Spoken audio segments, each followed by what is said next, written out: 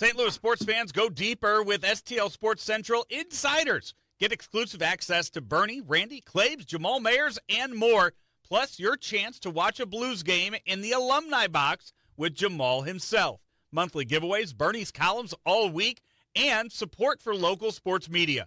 Join now at stlsportscentral.com. After a week or so of waiting, the Cardinals finally introduced their new starting pitcher, Dustin May, today to the media and to the fans. Both Brendan and I were part of that introductory press conference.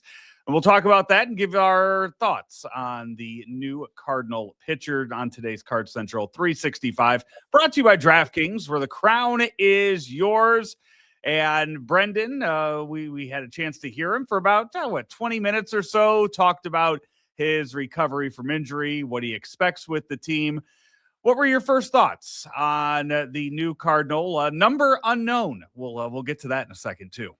Yeah, it seems like a really good fit for where the Cardinals are, and a chance to hear from him about kind of a strange season he had last year. He had some elbow troubles, but also had just like a freak incident where his esophagus ruptured, and that ends up after like he kind of gets over some of the physical ailments from a pitching standpoint. He was put out of action because of something totally unrelated to like arm troubles, just like a freak incident where he, you talk about a guy's life being on the line at that point, but everything goes well in the recovery from that. He even had at the end of the season talked about a little bit of the sort of numbness that he felt, and that maybe gives you a little bit of pause if you're the Cardinals and a Cardinals fan wondering about what could come for him this season. But he said it's not anything that really had experienced before, and after about a week of not throwing, it ended up kind of going away, and he was ramping back up in case the Red Sox would have advanced further in the playoffs. He would have been able to pitch in the next round, he told us. So not really anything from a physical standpoint that I think the Cardinals or Dustin May are presently concerned about. It'll just be very interesting to see a guy who just threw his career high in innings in his final year before being free agent eligible. Like all the years that he had built up with the Dodgers, he was constantly dealing with something or another when it comes to injury. So can this be a year where for the Cardinals, he's able to get on the mound, stay on the mound, and really give the Cardinals some bang for their buck? It was reported by Jeff Passan that the deal is worth about $12.5 million. And then there is a $20 million mutual option for the following year. So very interesting kind of experimental addition for the Cardinals, but one that I really do think has some upside. The hope, Joe, would be that his stuff ticks up a little bit after getting over the hump on some of the injuries and things that he went through. Chaim Bloom talked about, like, it's impressive when you kind of look deeper at what he was going through, the fact that he was able to log the number of innings that he did and produce the way that he did. And with a clean bill of health, if they get one of those for him in 2026, can Dustin May move forward and be, fully healthy and productive for the Cardinals? That is something where you could maybe get a little bit more on the production that you get from him if that's the case. The injury to the esophagus is one that was brought up a little bit, and one that the long-term effects of it going into the season is going to be something to watch. He talked about how, it's been reported he lost 40 pounds when he suffered the injury, and still not back to the weight that he wants to get to. Said that he's at 220 now and needs 220. He wants to be to 225 by spring training, which honestly, I mean, I think if you're looking to add I'll easily add 5 pounds to myself on Saturday sitting watching football all day, but I'm sure he wants to do it in a much healthier professional athlete kind of way. But to go from having that injury and pitching the way that he pitched at the end of last year and going to this year, I mean, for athletes, 5 pounds is going to change how they're going to throw. And you look at when he came back to Boston last year and when he's going to come to spring training this year, the weight difference, it's going to change what kind of pitcher he is. And, $12.5 million might sound like a lot of money, but that's kind of a bargain for kind of taking a flyer on a guy who you mentioned it, through his career high last year, has had ups and downs with injuries. The expectations, or putting any expectations in place for Dustin May right now, is really kind of unfair to everybody involved. Yeah, like I think the hope is that he gives you innings, right? And that's like kind of job number one. And if he can stay on the mound and start 25 plus times, then that puts you into level two, which is like, what does the quality of that production look like? And I think there's a realm in which if he's sharp, if he's healthy, it looks like more of a front end of the rotation kind of guy. I'm not going to declare expectations that like, oh, he's a number one, but like he's been through the ringer on having been a top prospect. And Hein Bloom talked too about he's pitched in a World Series. Like he's dealt with some of the rigors of what that career looks like, and kind of comes in as a guy with maybe not in total innings pitched, but experience in terms of the years he's spent with big league club and in a championship environment, like being on some of those Dodgers teams that was of they're of very high quality, whether he was always pitching or not, he was involved in those teams. And so you take that experience and bring it to St. Louis, and maybe he kind of serves as one of the veterans of the group, even though you look at the total innings he's thrown in his career and it doesn't maybe reflect that. He's certainly been around the block. So yeah, I don't know about expectations. You start with the hope of like, get him healthy, keep him healthy. That even though he had a very bizarre season last year with some of the things he went through, still ended up, getting through mostly a healthy season for the first time in 2025. And now you move on and hope that he's able to stay intact for that. And the expectations will come thereafter if he's able to simply log the innings that would be necessary to evaluate him.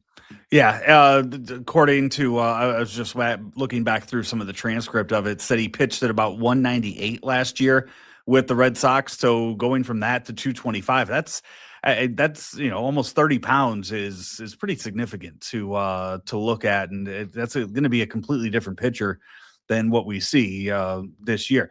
You talked a little bit, Brendan. I believe this is your question in regards to the youth movement of the rotation for this season. Was that not you? As the look you gave me? I asked Hein Bloom if they felt like they had enough. More than anything, was the question of like, okay, you've added Dustin May. What do you want to? Do you want to continue to add, or you feel pretty good? And he said we feel better about the depth having him, but they're still open to looking for more. And like, the way I read that was potentially like they're going to make a trade, and when they do, hopefully they're getting an arm that can be added to this bucket of pitchers that could perform. But no, I didn't ask as much about the youth as just like the sheer volume of starters. They're getting into a place now where I think one more trade, they're going to have enough guys to bring into spring, and if it's 7 or 8 or 9 guys and 5 of them pan out, then that's really what you're looking for. Well, then somebody had asked about the idea of Dustin May being brought into the rotation. You look right now, you would think going into opening day, your number 1 and your number 2 are Matthew Liberatore and Michael McGreevy, 2 guys that are younger than Dustin May at age 28 right now. So Dustin May kind of, and then when you look to Andre Palante, Kyle Leahy making his first start, Dick Fitz also being a part of that, a guy that he pitched with, and it was just in the Red Sox organization with. When you do look at that, Dustin May coming up and being a young prospect, pitching in World Series games as a very young guy on the rotation with the Dodgers then, and having veteran presence like a Clayton Kershaw and others to watch, he now at the age of 28 gets thrown into that role of being kind of the staff elder on the team. And I would imagine that's something that Dustin May was very well aware of when he signed and when he chose to sign with the Cardinals. And we'll see how he does in a leadership role when you look at all the pitchers that the Cardinals have lost after last year. Yeah, I mean, it's definitely going to look different for sure than what he's experienced in the past, talking about being around a lot of veterans in Los Angeles. Boston, he said, was kind of a hodgepodge to where he just kind of blended in maybe into the middle, but now he's going to be one of the more experienced guys in terms of service time for sure. And what that ends up looking like I think that can work to the Cardinals' favor. And like, you think about where he's at as well, the kind of stuff that they're not going to say in a press conference is like, this is certainly a trial run for him to be able to make the big bucks. Like, if he can end up hitting on some of what the promise was when he was coming up as a prospect and really for the first time produce that way, because he's never really done it.